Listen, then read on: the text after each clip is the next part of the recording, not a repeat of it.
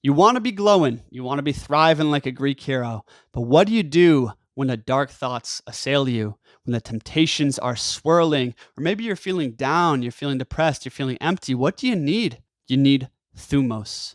Thumos means spiritedness. In ancient Greece, thumos was associated with the energy of the heart, with the passions, and with the will. It was the virtue and the chief driving force behind heroes and warriors and philosophers alike. And this idea is changing my life. And I hope to share some insights with you about becoming a man of high thumos. Now, thumos has a light and a dark side.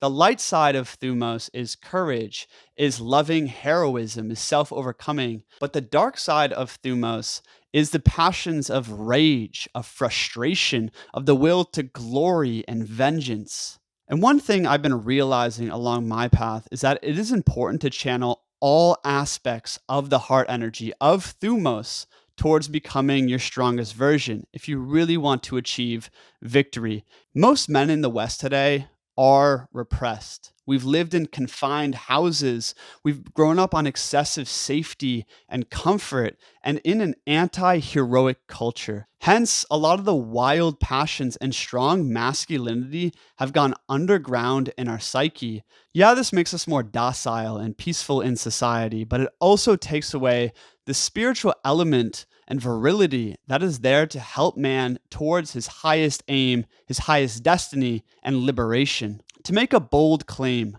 no transformation or true development can occur without thumos. In this video, we're talking about Plato's Republic and the threefold nature of soul, how to harness your thumos. And we're going to get into physical thumos, the dark side of thumos and channeling it, which is probably the most important, and then the light side of thumos, aka LARPing in life. Welcome back to Wisdom Warriors. I'm Christian. Let me know your thoughts in the comments below. Part 1, Plato. In Plato's Republic, Plato describes the tripartite soul, this threefold nature of soul. And in that, there's the logos, which is the reason and the mind.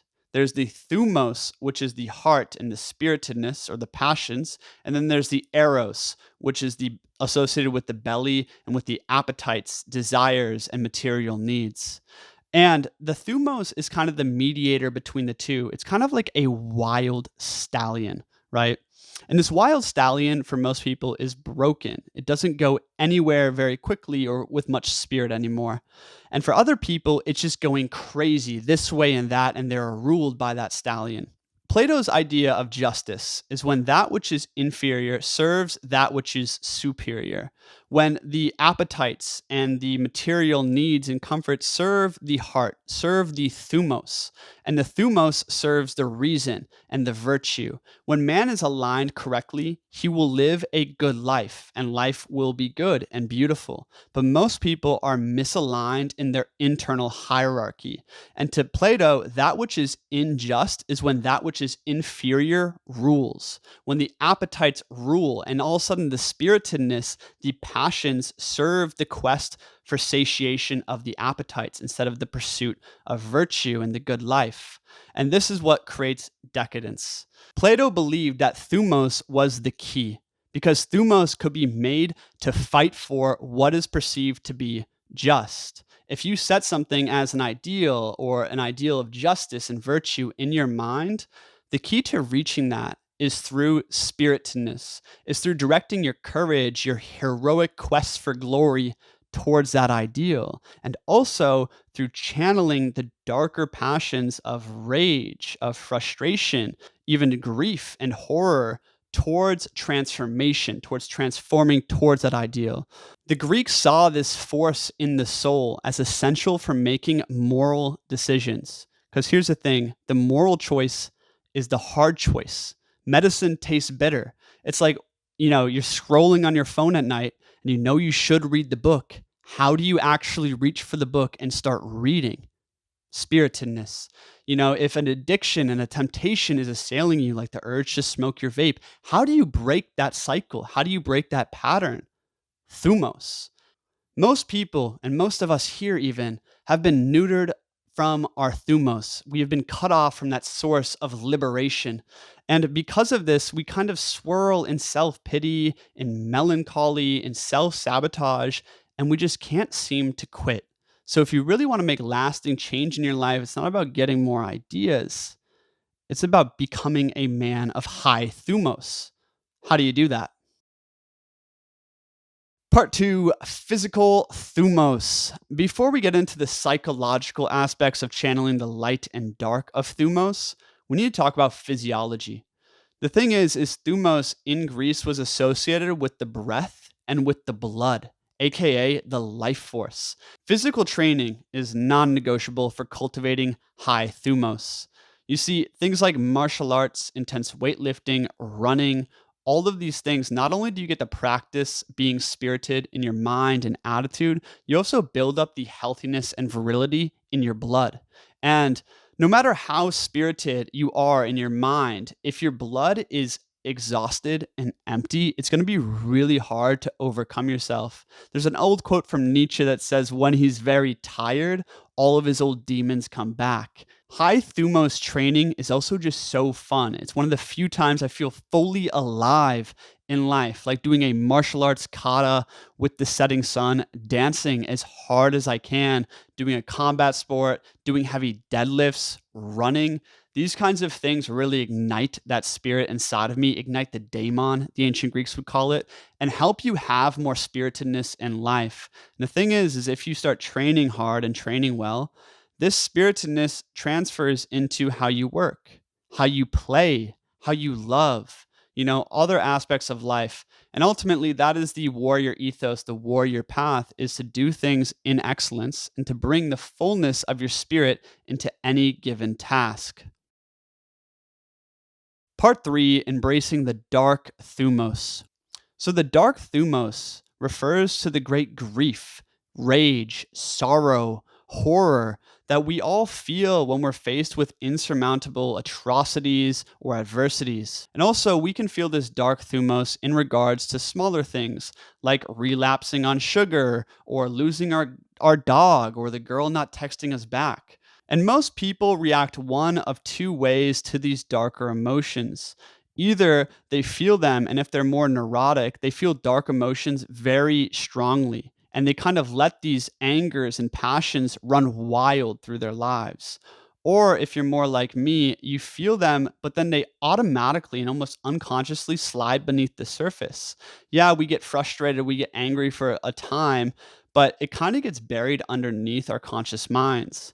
And both of these solutions that people have are kind of immature. And I've been trying to grow and actually harness that darker energy in a more conscious way. For instance, I went to a men's circle a few months back, and I didn't know what I was walking into, but it was a sacred combat circle about rage, about anger. And we got there and we were asked to feel into where are we angry in our lives and express that vocally and talk about that. And I was feeling into myself. I was like, damn, all I feel is melancholy. I feel fatigue. I feel, a dullness of sadness. And these are feelings that I wrestle with often. And all the other men started sharing their angers and their frustrations. And I started feeling that power coming out of them, that expression. And the mic got passed to me. And all of a sudden, that sadness about fatigue, that sadness about the chronic insomnia got turned into rage. And I talked about how angry I was at insomnia, how angry I was at how I've hurt myself and the weaknesses and temptations in my past, and how angry I was at the disconnection and loneliness of the world. And I just let this out of me. And I realized that a lot of that melancholy and dull sorrow was actually just the tip of the iceberg for a lot of frustration and anger that I wasn't feeling. And by releasing it and then hitting that heavy bag over and over again, I realized that I haven't been channeling my anger as I just kind of let things cross my boundaries and I accept life instead of having the will to fight, right? And yeah, there is virtues to this. It's more maybe enlightened, not to get so upset and angry all the time. But there's also a curse in that because anger is sacred. It is there to help you fight and overcome that which ails you. It is there to help you hold your boundaries, say no to things, and expand your power in life. I think back to times where I've had to kick big addictions, like cigarettes, for instance, and it was usually through this feeling of absolute frustration, getting fed up with myself, mad about how I'm hurting myself, and mad that I haven't been able to quit before. And it was that feeling of like righteous anger, of thumos, of passion that allowed me to kickstart and break the cycle. And that's the thing is like thumos, when it serves virtue, when it serves the logos, it is what allows you to break out of cycles. But when it serves, the lusts, when it serves the desires and appetites, it brings you deeper into addiction. So it's almost like thumos in my mind is this vertical escalator where you're either going down deeper into bondage or you're going up towards liberation. Thumos is the key to liberation.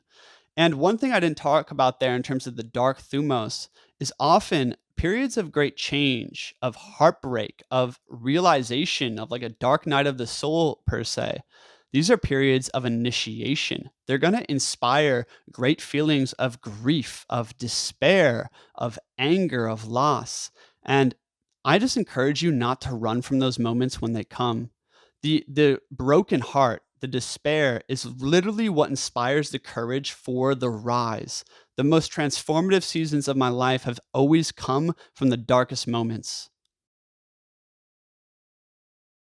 So we've established that thumos is the will to fight injustice, but it's also the will to glory. It's the will to liberation. And in that, I've identified two positive aspects of the light thumos, and that is courage and heroism, as well as aspiration and ambition, all within reason, obviously.